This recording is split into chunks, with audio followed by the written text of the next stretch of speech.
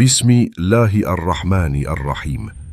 Depuis la création, l'Allah subhanahu wa ta'ala a placé sur terre des âmes singulières, des êtres porteurs d'une lumière intérieure, invisibles aux yeux des foules, mais que les cœurs purs peuvent reconnaître.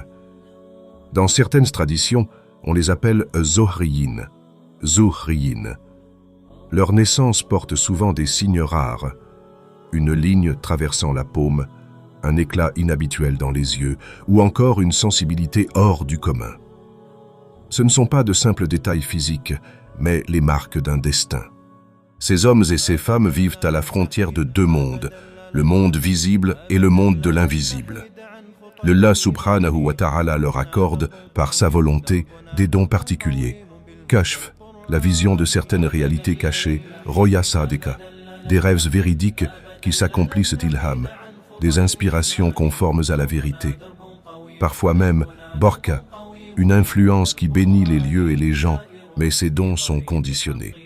Ils se renforcent par la piété, ou disparaissent si la personne s'éloigne de son Seigneur. Le Coran dit « Awaman kana maytan fa ahyaynahu, wa ja'alna lahu nuran yamshi bihi fin nas » Celui qui était mort, et que nous avons ramené à la vie, à qui nous avons donné une lumière avec laquelle il marche parmi les gens. Surat Al-An'am, 6.822. Mais cette lumière attire aussi les convoitises. Depuis toujours, les sorciers, humains et djinns, cherchent à détourner les Zuhriyin. Leur énergie, leur perception peuvent être utilisées à mauvais escient si la foi n'est pas ferme.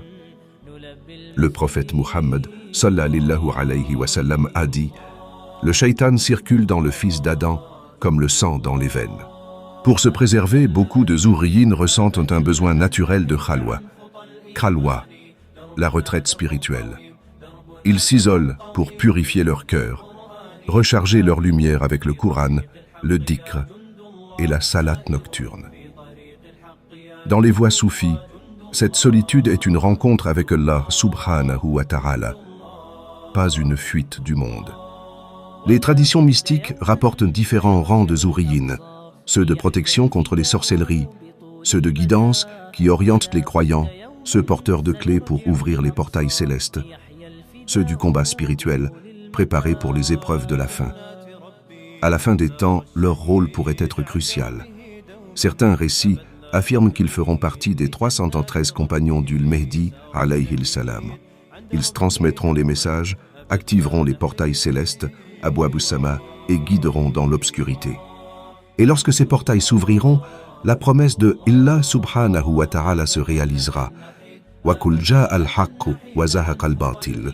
Dit, la vérité est venue et le faux a disparu.